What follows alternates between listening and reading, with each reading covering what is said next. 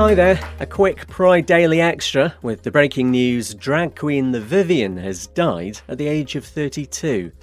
They won the first series of RuPaul's Drag Race UK back in 2019 and played the Wicked Witch of the West in a theatre tour of The Wizard of Oz. No details yet regarding the cause of death. The performer's alter ego was James Lee Williams. The stage name came from their love of designer Vivienne Westwood. Drag Race judge Michelle Visage says the news is heartbreaking. Hi there. Later, darts gets gay. First though, many schools start back today. Boo hiss. But for some pupils in Canada who are questioning their gender identity, things are looking up. It's the end of a rule in the New Brunswick province, meaning parents had to be told when a student's using a different name or pronoun. This came in under a previous right-wing administration, playing into all the anti-trans culture wars nonsense from their sort.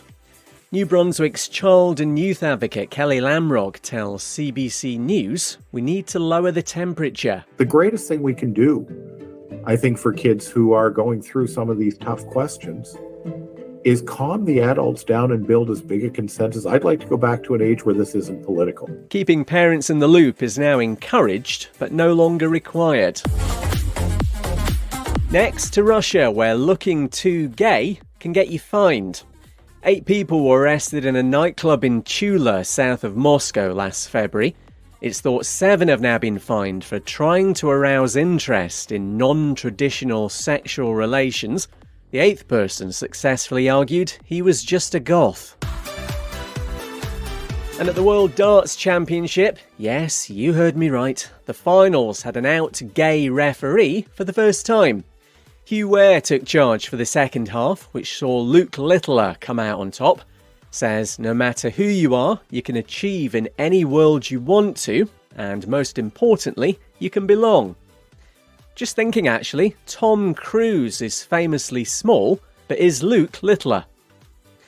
No time to tell you that. Dozens of writers have been arrested in China and some jailed over queer erotic fanfiction.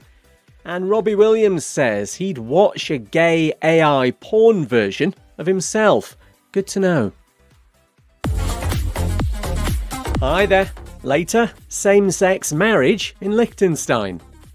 First though, fears a popular transgender talk show host known as the Oprah of China is being cancelled.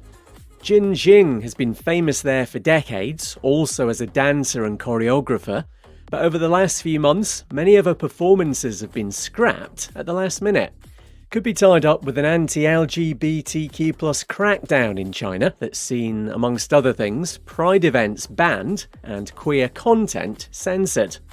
Jin tells France 24 she's also got a theory. After one performance, when I'm taking a bow, one young man bring up the rainbow flag on my stage. Then I open the flag. I said that love is love, nothing with a gender. Maybe this movement caused trouble for me. We're also seeing LGBTQ+ activists in China being harassed by police.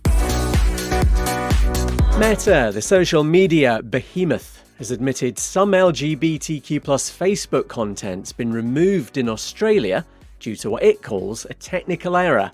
Includes posts from a queer news website and links to counselling services, with users being told the site's rules have been violated. The organisation's being criticised for the lack of information it's provided on this. And same-sex marriage is now a thing in Liechtenstein. A law has come into effect in the small European country between Switzerland and Austria. Comes 9 months after Liechtenstein's parliament voted almost unanimously for this. Means gay couples can now marry in 22 countries in Europe. No time to tell you that. Transgender gangster musical Emilia Perez has won 4 Golden Globes. And the new Archbishop of Washington is queer ally Cardinal Robert McElroy. Hi there. Later, Priscilla's Hotel's a legit queer icon. First though, justice for more than 34,000 US military veterans who were kicked out for being queer.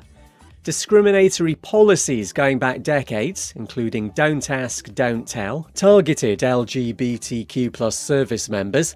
Now a legal settlement will see references to sexuality removed from discharge papers, plus vets can upgrade to an honorary discharge and access certain services and benefits.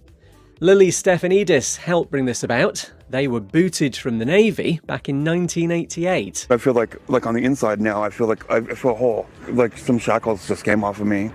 I feel like I've been shackled to this discharge for 30 years. Thanks to NBC News. Since the end of World War II, it's thought more than 100,000 people were discharged from the military because of their actual or perceived sexuality.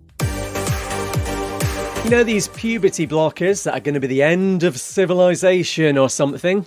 Well, turns out a minuscule number of trans kids in America are actually being prescribed gender-affirming medications. Medical journals come up with the most reliable estimate yet: fewer than 1 in 1,000 children. It's almost as if this kind of thing's being massively exaggerated by dead-inside right-wingers to advance their twisted, bigoted agendas. Surely not. And a hotel that features in Priscilla, Queen of the Desert, is now an officially recognised queer landmark. The drag queens in the 1994 film stay at the Palace Hotel in New South Wales, with fans regularly rocking up there over the decades since. Its listing on the state's heritage registers being updated to reflect its status as an LGBTQ+ icon. Hi there. Later, an ice day to get gay married. First though, it's now fine on Instagram and Facebook to say queer people are mentally ill.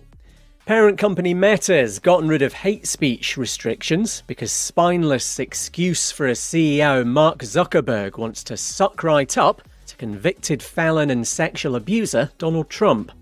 The new posting guidelines say we do allow allegations of mental illness or abnormality when based on gender or sexual orientation. Zuckerberg, who may not be human, attempted to explain himself with these vacuous weasel words. We're going to simplify our content policies and get rid of a bunch of restrictions on topics like immigration and gender that are just out of touch with mainstream discourse. What started as a movement to be more inclusive has increasingly been used to shut down opinions, and it's gone too far.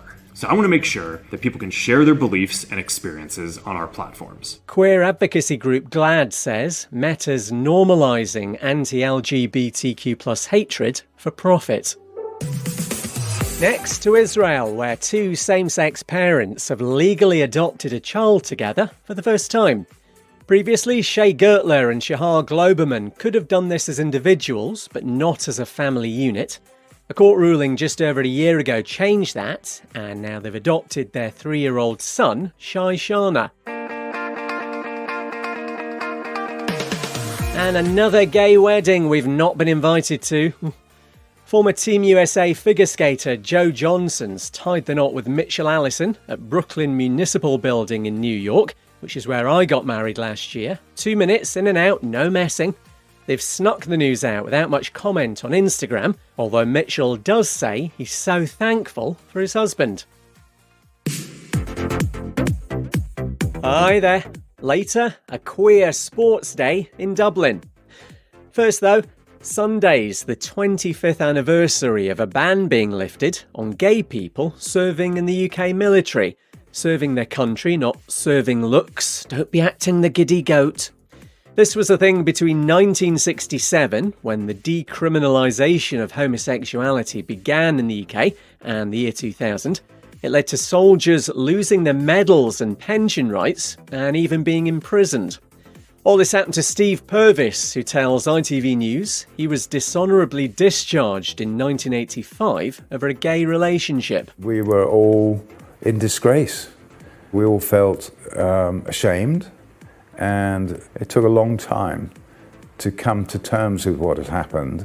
It all seemed surreal. I was so angry, and I thought somebody would intervene and squash it, and they didn't. A compensation fund was announced last month, with an estimated 4,000 service members, each eligible for up to £70,000.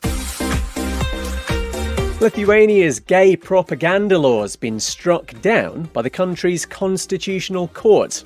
It banned children's books with LGBTQ+ themes and restricted this kind of content on public television. The courts basically ruled that kids won't be turned queer by seeing queer stuff. And there's a sports day in Dublin tomorrow for LGBTQ+ women and non-binary people. It's been organised by Sporting Pride, a non-profit group that works for inclusivity in Irish sport. It takes place at Trinity College Sports Centre with wall climbing and pickleball, plus afterwards there's free pizza.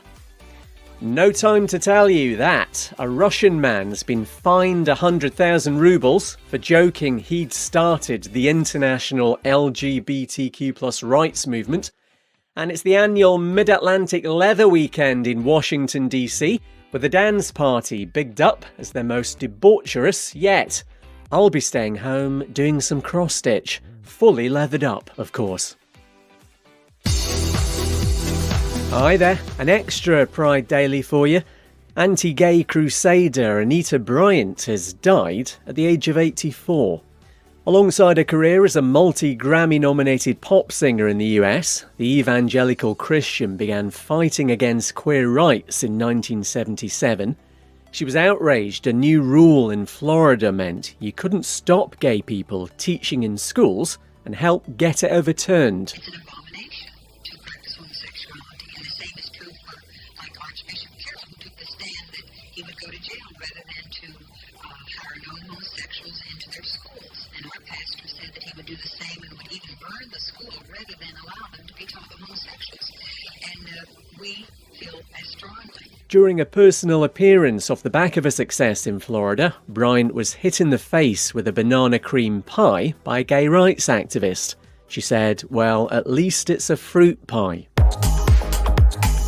The repeal in Florida led to more gay rights defeats in other states, as Bryant amplified the idea that queer people are a threat to children.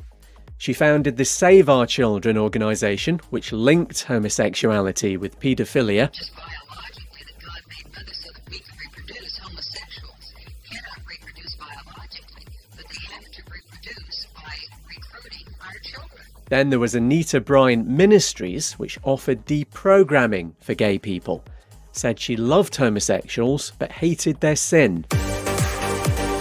Bryant's bigotry badly affected her career, losing her a number of concert bookings and contracts, including one for a Florida Oranges ad campaign.